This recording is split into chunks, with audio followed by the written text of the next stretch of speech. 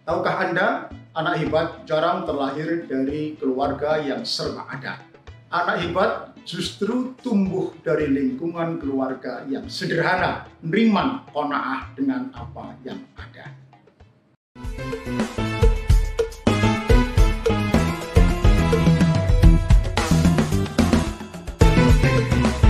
Assalamualaikum warahmatullahi wabarakatuh. Seperti dimaklumi, Allah memberikan rahmatnya dalam dua bentuk, nikmat dan musibah. Kok begitu? Ya, banyak yang diberi rahmat tetapi justru lalai dan gagal bersyukur. Karena itu perlu rahmat yang terbungkus ketidakenakan, yaitu musibah. Agar kita mampu membuka bungkusnya dan menangkap pesan moral yang ada di dalamnya. Nah, ketimbang kita belum tentu mampu lolos menghadapi ujian nikmat dan sehat dengan bersyukur dan bersabar, lebih baik kita menikmati ujian sakit dan musibah, tapi surga sudah di depan mata kita. Orang yang hidupnya serba sulit tapi bersabar bisa jadi masuk surga duluan ketimbang kita yang bergelimang nikmat tetapi gagal bersyukur kepada Allah Subhanahu wa Ta'ala.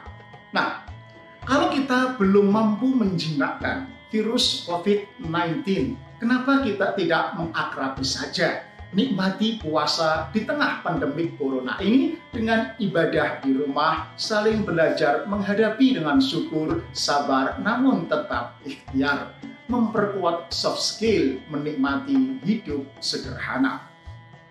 Sederhana itu bukan miskin, karena miskin keadaan hidup, tetapi sederhana pilihan hidup bijaksana. Dengan sederhana, baru kita akan mudah untuk menjadi orang yang bersyukur dan bersabar.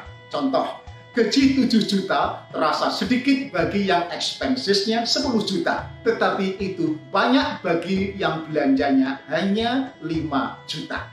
Dengan sederhana, baru kita akan memahami ayat Allah yang pendek ini. Wa annahu wa aghna wa aqna. Dialah Tuhanmu yang memberikan kekayaan kepadamu dan mencukupkanmu. Jadi ada garansi dari Allah bahwa rezeki dari Allah itu cukup untuk hidup meskipun belum tentu cukup untuk membiayai gaya hidup. Nah, kalau di rumah banyak gesekan, pertengkaran, ingat hukum Newton waktu SMA. Gesekan berbaring lurus dengan gaya-gaya. Kalau di rumah banyak gesekan, pertengkaran, mungkin hidupmu kakean gaya. Nah, orang tua kita sering menasehati, nak, hidup ini sebetulnya sederhana. Yang bikin ruwet itu kan pikiran. Nah, hidup ini harusnya murah. Yang bikin mahal itulah gengsi. Nah, coba praktekkan. Saya kira bagi pemirsa yang sudah hidup sederhana, tetaplah pada kebutuhan hidup. Jangan ikuti keinginan hidup yang tidak akan ada habisnya. Bagi yang hidupnya sederhana, lanjutkan. Menurut hemat kami, penghasilan itu yang bagus pas-pasan. Pas butuh, pas ono. Gak ono apa, asal gak butuh saja.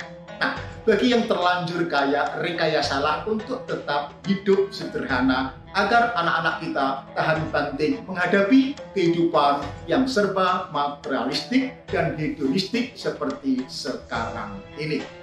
Anak kami saya latih sederhana pada usia 8 tahun. Ikut periode Khalifah Ali. Tahun pertama anak boleh dimanja, tahun kedua seperti tawatan yang harus mendapatkan beban, disiplin, dan daya tahan. Mereka mempersiapkan sekolahnya, alat sendiri, mereka ke sekolah naik sepeda ontel sendiri, mereka harus mandiri dalam banyak hal.